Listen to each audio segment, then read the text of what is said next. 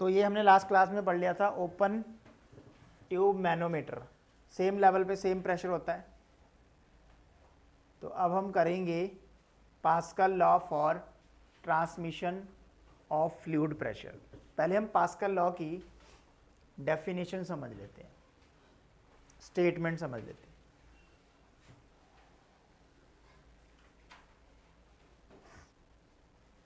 Generally यही statement है, एक और हमने लिखनी है।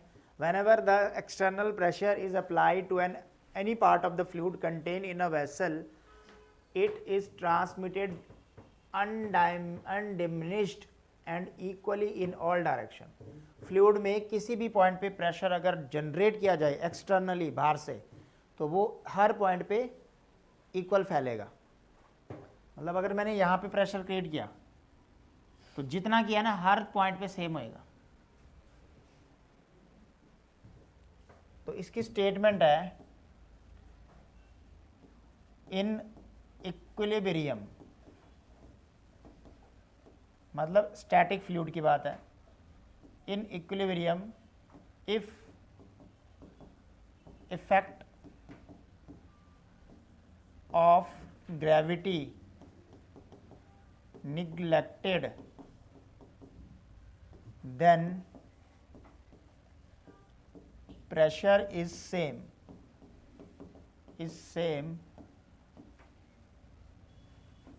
at every point inside the fluid।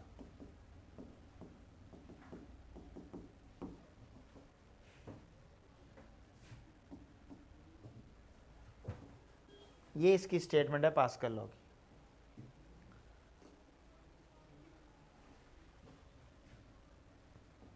तो इसको नोट डाउन करेंगे, पास्कल लॉ को, स्टेटमेंट ये वाली लिखेंगे।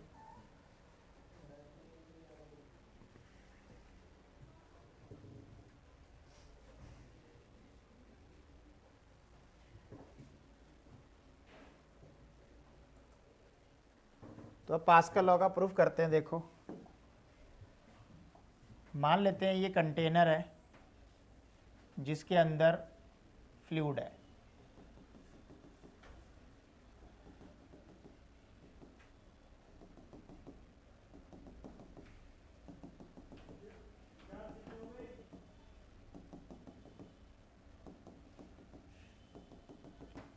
Let us consider a small liquid element. ये सारा फ्लूइड है। अब मैं एलिमेंट ऐसा मान रहा हूं इसके अंदर ट्रायंगुलर शेप का ऐसा एलिमेंट मान लिया मैंने, ऐसा एलिमेंट।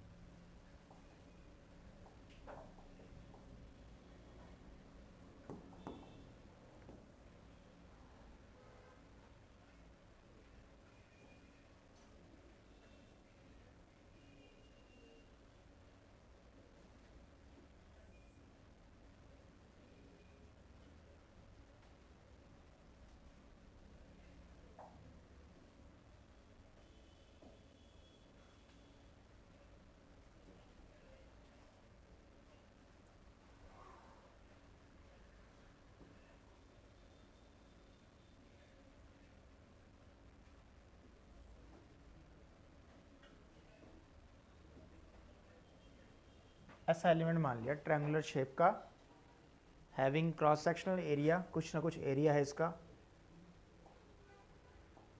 तो ये पानी का ही एलिमेंट है, कोई चीज़ नहीं रखी हमने यहाँ पे, बस माना कि पानी की ऐसी शेप हमने अंदर कंसिडर कर ली।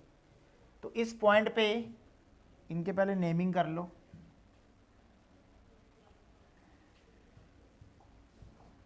ये वाला पॉइंट होएगा ए, दिस वन बी और ये सी। तो ये बी की तरफ एक परपेंडिकुलर फोर्स लगा देते हैं यहाँ पे, क्योंकि प्रेशर है तो फोर्स लगेगा, तभी तो प्रेशर है। तो ये वाला जो एरो है बी की तरफ है, इसलिए मैंने इसको नाम दिया एफ बी। ये वाला फोर्स सी की तरफ है, इसलिए मैंने इसको नाम दिया एफ सी। और ये वाला फोर्स ए की तरफ है, इसलिए इसको नाम दिया एफ ए।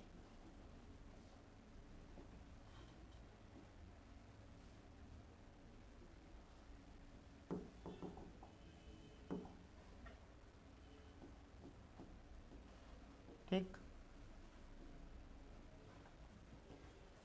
अब ये दोनों तो सीधे सीधे लग रहे हैं, ये एक्स डायरेक्शन में, ये वाई डायरेक्शन में, लेकिन ये थोड़ा सा टेढ़ा बांध लिया, तो यहाँ पे कंपोनेंट बनेंगे। फोर्स है वेक्टर क्वांटिटी, तो कंपोनेंट बनने चाहिए। तो ये वाला component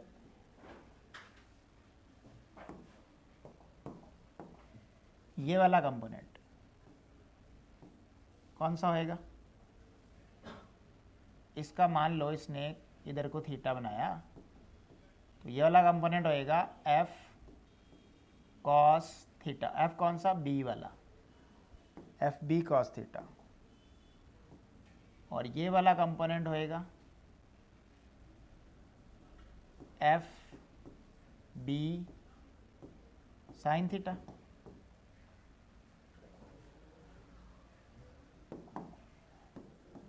Let us consider a fluid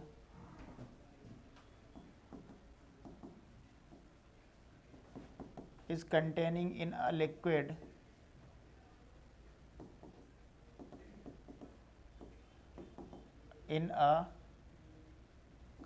is containing in a container. Let ABC an element of fluid as shown in the figure.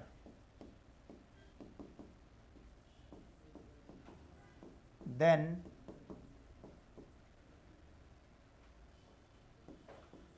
forces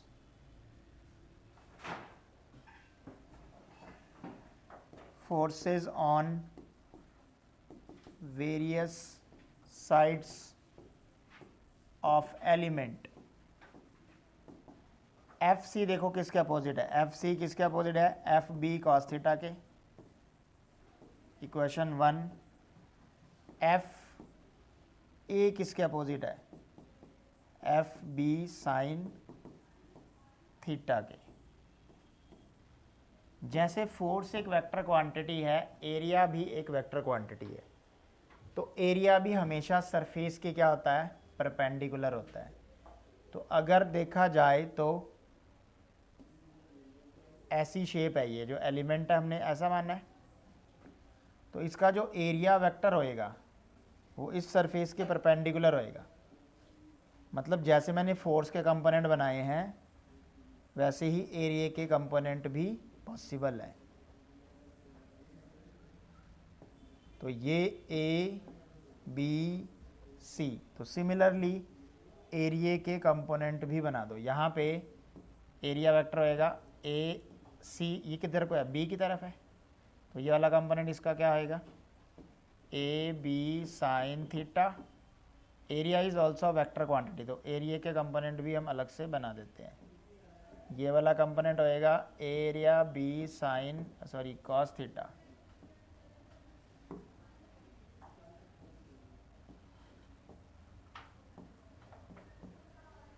ये सी की तरफ है, तो ये एरिया वेक्टर होएगा ए सी, और ये ए की तरफ है, तो ये एरिया वेक्टर होएगा ए ए।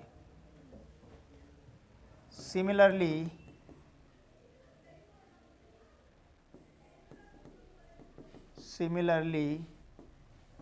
एफ एरिया की टर्म में देखो, ए सी किसके अपोजिट है?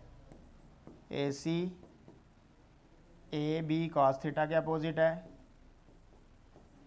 और ये नीचे वाला ए किसके अपोजिट है?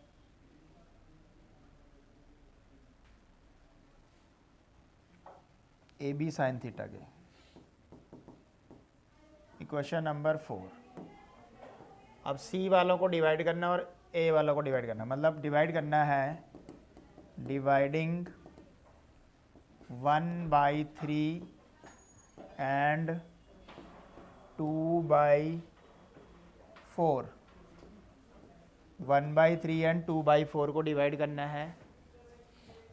तो 1/3 को डिवाइड करेंगे तो क्या आएगा, FC/AC FB cos theta divide by AB cos theta, cancel out हो गया ये, एंड 2 और 4 को भी करना है, F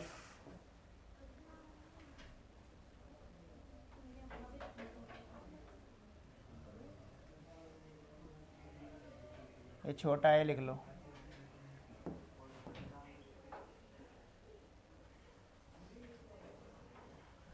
जो डिनोटेशन हम स्मॉल ए से कर रहे हैं, ठीक है, जो बेस में लिखा जा रहा है।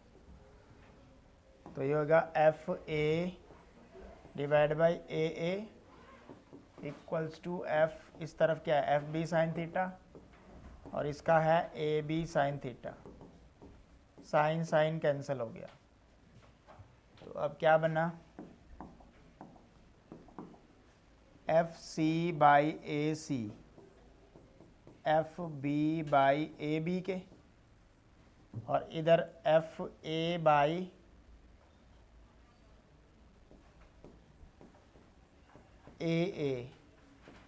FB के बराबर, FB/AB के बराबर।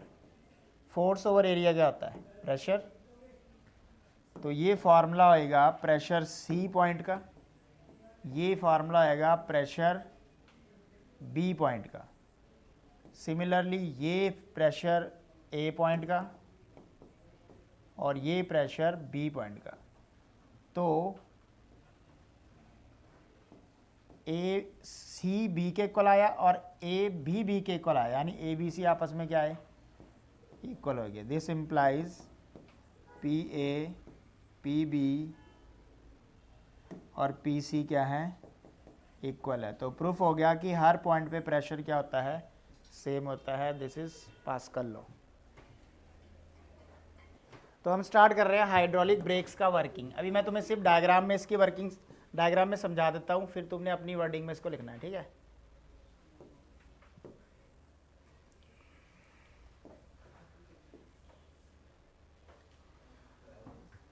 तो जितने भी हाइड्रोलिक ब्रेक्स है वो कैसे काम करते हैं, पास्कल लॉ का प्रिंसिपल ही सब पे अप्लाई होता है। तो ध्यान से देखिए, ये होता है ब्रेक लीवर, फुट पैडल मतलब होता है ब्रेक लीवर जो ड्राइवर के पास होता है, ठीक है। तो जैसे इस फुट लीवर को प्रेस किया जाता है, ब्रेक को अप्लाई किया जाता है, तो ये अप्लाई किया फोर्स, यहाँ पे अप्लाई किया गया हमने फोर्स। तो जैसे हमने यहाँ पे फोर्स अप्लाई किया किसी यूनिट एरिया पे, तो फोर्स अप्लाई हो रहा है एक यूनिट एरिया पे। जनरली यहाँ पे पहले सिर्फ फोर्स मान लो, ठीक है। फोर्स अप्लाई किया, उस फोर्स से ये लीवर जो है प्रेस हो जाता है आगे। लीवर प्रेस होने से ये जो पिस्टन है, ये वाला ब्लैक कलर का जो दिख रहा है, ये इस लीवर से कनेक्ट है। तो ये पिस्टन इस फोर्स की वजह से अंदर पंच हो जाता है। ये मास्टर सिलेंडर है, इसके अंदर ये जो ब्लू कलर का सारा तुम्हें ये फ्लूइड दिख रहा है, ये एक लिक्विड है जिसे ब्रेक ऑयल बोलते हैं,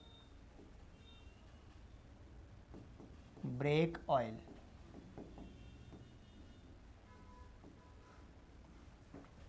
जितना भी ब्लू कलर का लिक्विड दिख रहा है वो सब ब्रेक ऑयल है। मास्टर सिलेंडर पे पिस्टन अंदर की तरफ प्रेस हो गया। अब फोर्स किसी यूनिट एरिया पे जब लगता है तो क्या जनरेट कर लेता है, प्रेशर। तो यहाँ पे कितना प्रेशर अप्लाई कर दिया हमने, फोर्स डिवाइड बाई एरिया। अंदर सारा लिक्विड है, तो हर पॉइंट पे force divide by area, force divide by area, force divide by area distribute हो गया हर पॉइंट पे, इधर भी इधर भी। तो यहाँ तक भी प्रेशर क्या पहुँचा, फोर्स डिवाइड बाई एरिया। यहाँ तक भी प्रेशर क्या पहुँचा, फोर्स डिवाइड बाई एरिया। इस प्रेशर की वजह, इसकी वजह से ये स्प्रिंग जो यहाँ बीच में स्प्रिंग लगी हुई है, ये स्प्रिंग स्ट्रेच आउट हो जाती है। ये प्रेशर इस स्प्रिंग को स्ट्रेच आउट कर देता है। यहाँ पे हिंज है, हिंज का मतलब होता है ये आधा पोर्शन है और ये आधा पोर्शन है। यहाँ पे हल्का सा कट है, मतलब ऐसे ज्वाइन नहीं है, फिक्स नहीं है, ठीक है, ऐसे ऐसे ऐसे दिख रहा है, देखो ऐसे अलग हो जाएगा, एकदम से चिपका हुआ है। हिंज है यहाँ पे, ठीक है, टेड मतलब थोड़ा सा स्पेस है, ये वाला पार्ट इधर हो जाएगा, ये वाला पार्ट इधर हो जाएगा। तो जैसे फोर्स ओवर एरिया से ये ऐसे ऐसे स्प्रिंग स्ट्रेच हुई है, तो ये वाला ब्रेक शू, ये जो ब्लैक कलर का है ये ब्रेक शू है, ये वाला ब्रेक शू इस रिम पे कनेक्ट हो जाएगा। ये रिम है और इसके बाहर व्हील है, कौन सा, जो जो टायर है, मतलब रबड़ वाला जो है इसके बाहर है, अंदर रिम है ये। तो रिम पे टच हो गया ब्रेक शू। सिमिलरली उसी टाइम ये वाला ब्रेक शू, दो ब्रेक शू है, इस तरफ वाला भी इस तरफ वाले, क्योंकि बीच में ये ऐसे खुल जाएगा। तो ये वाला ब्रेक शू भी रिम पे टच हो गया, ये वाला ब्रेक शू भी रिम पे टच हो गया। जब तक उसने फोर्स अभी हटाया नहीं है, लगा के रखा है, तो ये स्प्रिंग स्ट्रेच हो रखी है और ये ब्रेक शू किस पे कनेक्ट, किस पे टच हो गए, रिम पे। तो ब्रेक अप्लाई है, अभी टच हो गया, मतलब अभी रिम को ये हिलने नहीं देंगे, ठीक है। रिम फ्रीली मूव कर रहा था, उस पर टच हो गया ऐसे, तो वो फ्री मूव नहीं कर सकता है। जैसे जैसे साइकिल पे होता है, जब तुम उसको प्रेस करते हो तो तुमने देखा होगा दो रबड़ के जो दो, जब हम ब्रेक दबाते हैं साइकिल के, तो जो दो रबड़ के हैं वो टायर पे चिपक जाते हैं।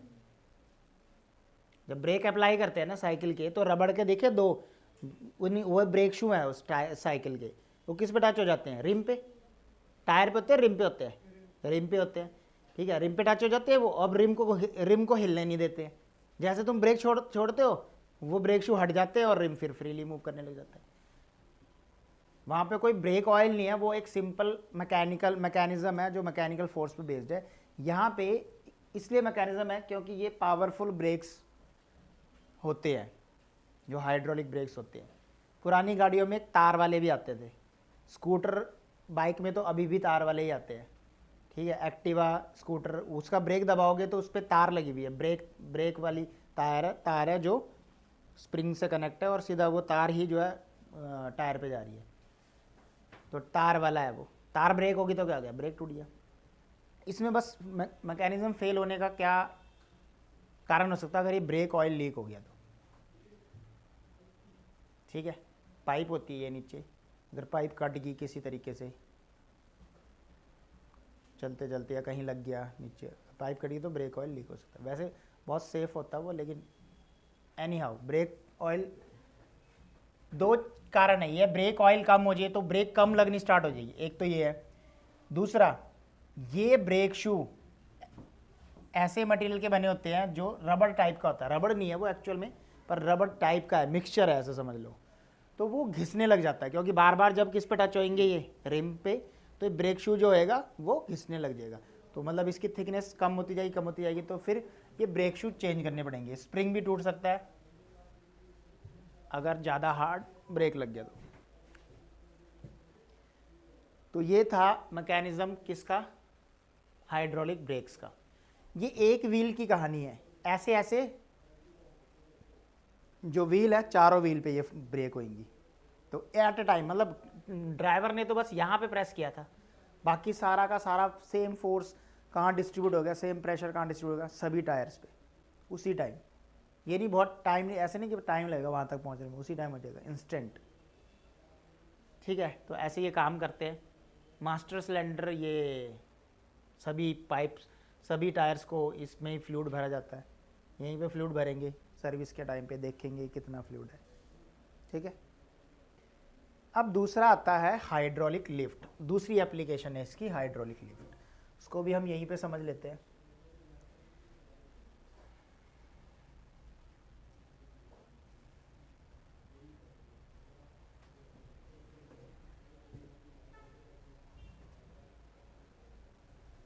ये रहा हाइड्रोलिक लिफ्ट का डायग्राम। हाइड्रोलिक लिफ्ट का डायग्राम देखिए, इसमें दो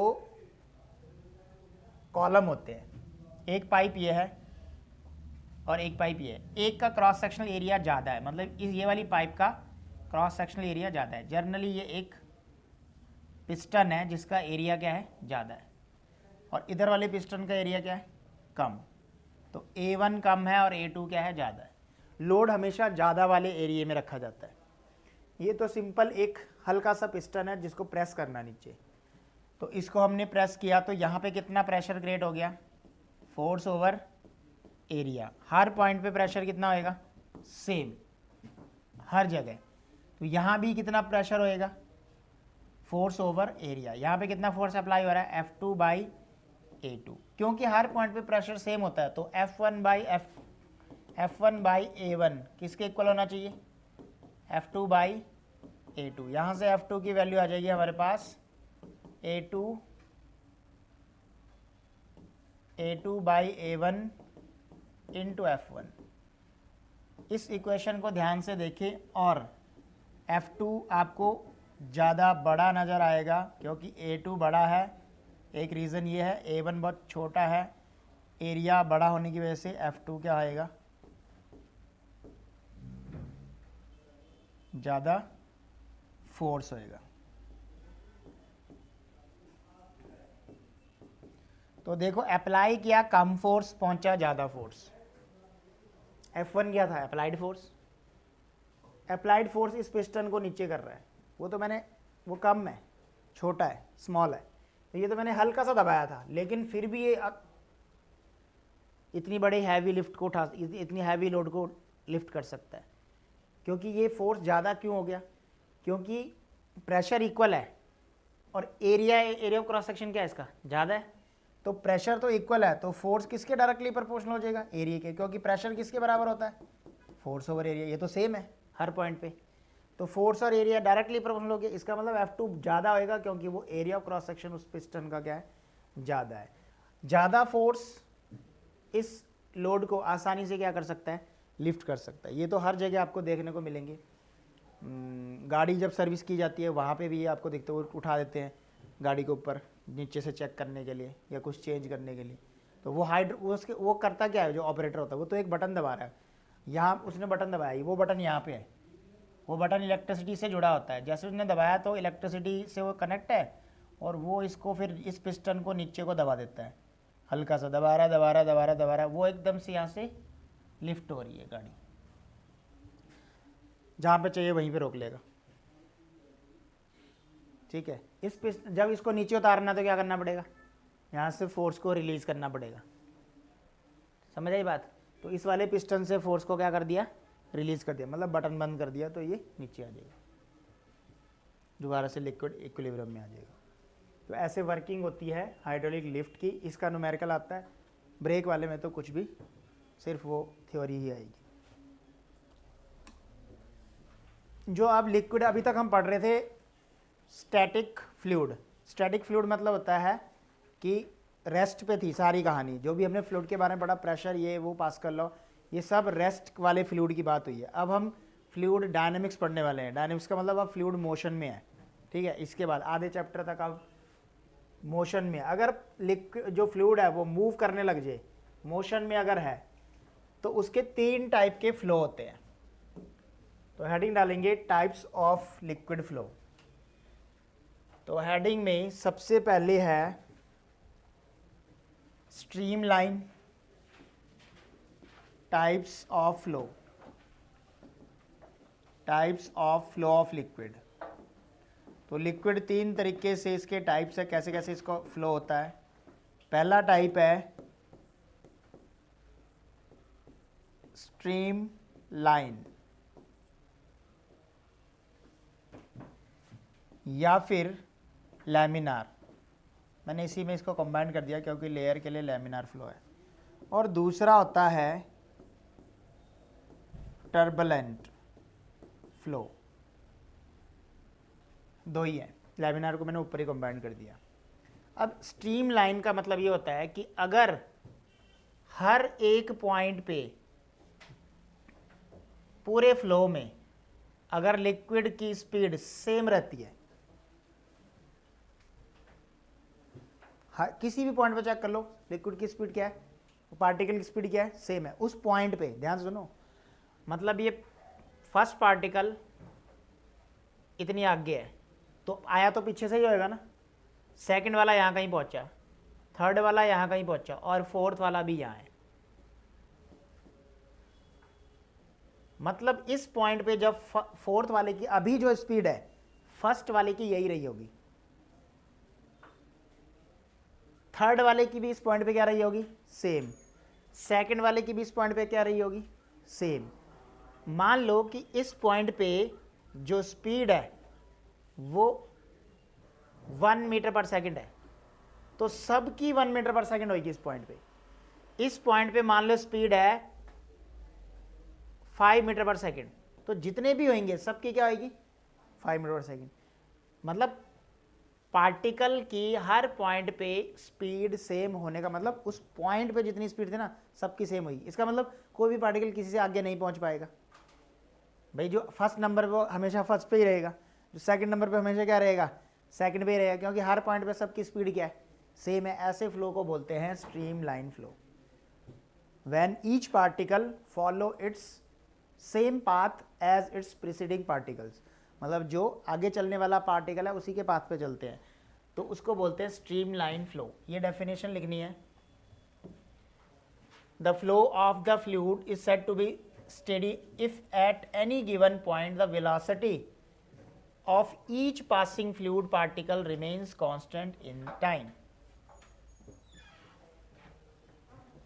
अगर स्पीड क्या रहती है, सेम रहती है उस पॉइंट पे, तो उसको बोला जाता है स्ट्रीम लाइन फ्लो। अच्छा, अभी हम पार्टिकल की बात कर रहे थे। अगर सेम कंसेप्ट किसी लेयर का हो, अगर पानी को हम लेयर की लैंग्वेज में समझें तो पानी का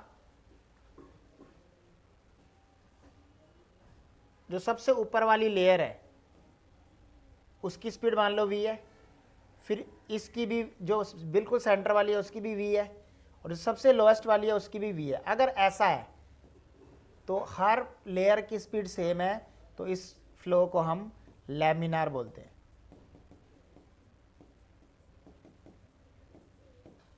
मतलब पार्टिकल की स्पीड सेम है हर पॉइंट पे तो स्ट्रीमलाइन वर्ड यूज़ करना है, और अगर लेयर की स्पीड सेम है, पूरी लेयर को देख रहे हैं, तब लैमिनार वर्ड यूज़ करना है। डेफिनेशन सेम है, लेयर के लिए लैमिनार यूज़ करना है और पार्टिकल के लिए स्ट्रीमलाइन। अब आता है टर्बुलेंट फ्लो।